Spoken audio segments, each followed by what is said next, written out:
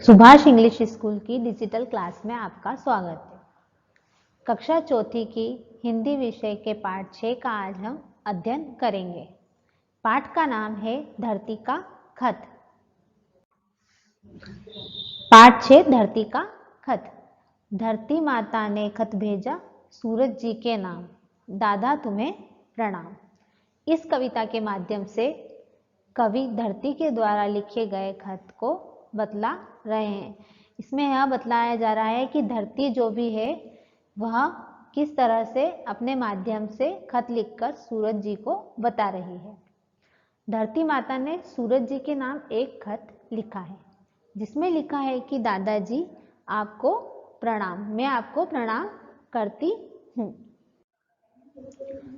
लिखा कि दादा सूख रहा है दिन दिन मेरा गात, पिछले कई बरस से ढंग से हुई नहीं बरसात। इसमें लिखा गया है कि धरती जो है कई सालों से सूख गई है।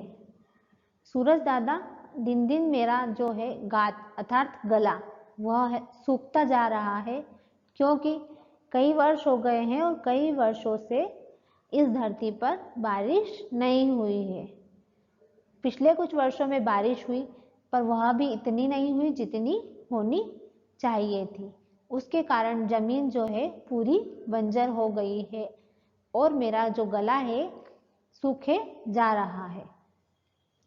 गर्मी में इस बार न जाने क्या होगा परिणाम, दादा तुम्हें प्रणाम। धरती कह रही है कि कई वर्षों से ठीक से बारिश नहीं हुई है और इस वर्ष भी बारिश न होने की वजह से गर्मी में न जाने क्या होने वाला है। क्योंकि यदि पानी गिरेगा, बारिश होगी तो ही जमीन अपने आप को भर लेगी, परंतु पानी नहीं होने की वजह से वह सूखती जा रही है। बारिश न होने के कारण वह और ज़्यादा डरती जा रही है और डर लग रहा है कि इस बार यदि इसी तरह से हाल रहा तो गर्मी में पता नहीं क्या परिणाम हमको उसका भुगतना पड़ सकता है।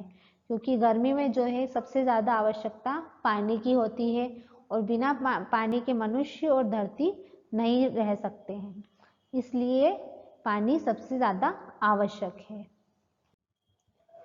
धूल फूल धूल में मिल जा रहे खेत हुए बेहाल, पशु पक्षी भूखे प्यासे सूखे पोखर ताल। फूल जो है सूख गए हैं क्योंकि कई वर्षों से पानी नहीं गिरा है।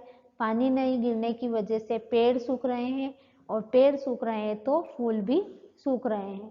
उन सूखे फूलों को हवा से खिल जाते हैं और वो जो है नीचे धरती पर गिरकर धूल में मिल रहे हैं। सूखे फूल धरती में मिल जाते हैं और जो खेत है वह भी बंजर हो गए हैं।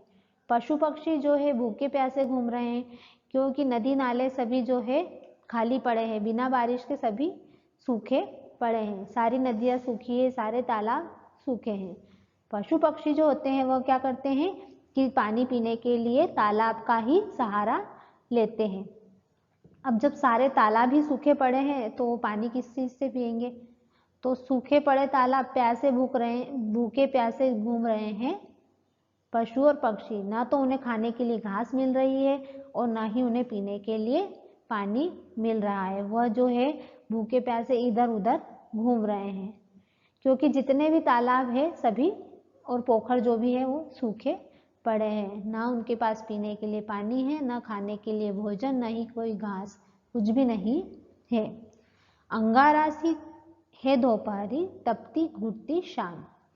दोपहर जो है वो तेज धूप के कारण अंगारों जैसी तप रही है क्योंकि पानी न गिरने की वजह से धूप इतनी अधिक पड़ रही है कि धरती जो है अंगारों जैसी हो गई है, आग की तरह तप रही है। गर्मी की वजह से और ज़्यादा बढ़ती जा रही है। दिन भर गर्मी होने की वजह से शाम भी घुटती सी लगने लगी है क्योंकि न ही हवा चलती है और न ही पानी की वजह से नमी है, ना ही कोई ठंडक है। तो जो शाम है वह भी घुटती हुई सी लग रही है। दादा तुम्हें प्रणाम। दादा तपो महासागर पर बादल दलदल आए। धरती पर सागर का सारा पानी बरसाए।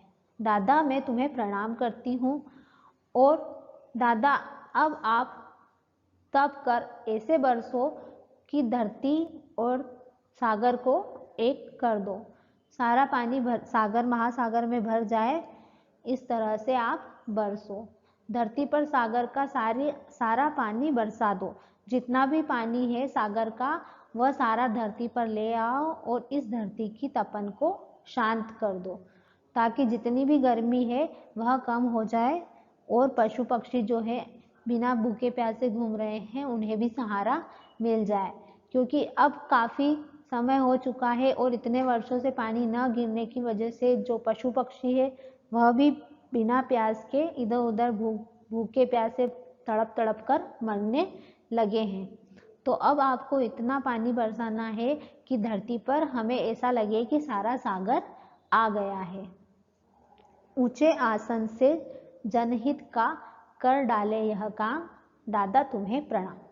सूरज दादा आप ऊंचे आसन पर बैठे हो और सारे काम करते हो, आप ही की वजह से सारे दिनचर्या चलती है, तो आप इस काम को भी कीजिए और इस गर्मी की तपन से इतना ज़्यादा पानी बरसाइए कि जो धरती है वह अपनी तपन को शांत कर ले और पानी ही पानी हो जाए, ताकि सभी पशु पक्षी जीव जंतु खुश हो जाए और धरती की तपन भी शांत हो जाए। आपने इस कविता को पढ़ा और समझा। मैं आशा करती हूँ कि आपको ये कविता बहुत अच्छे से समझ में आई होगी। आप इसी कविता को याद कीजिए और अपनी कॉपी में नोट कीजिए। धन्यवाद।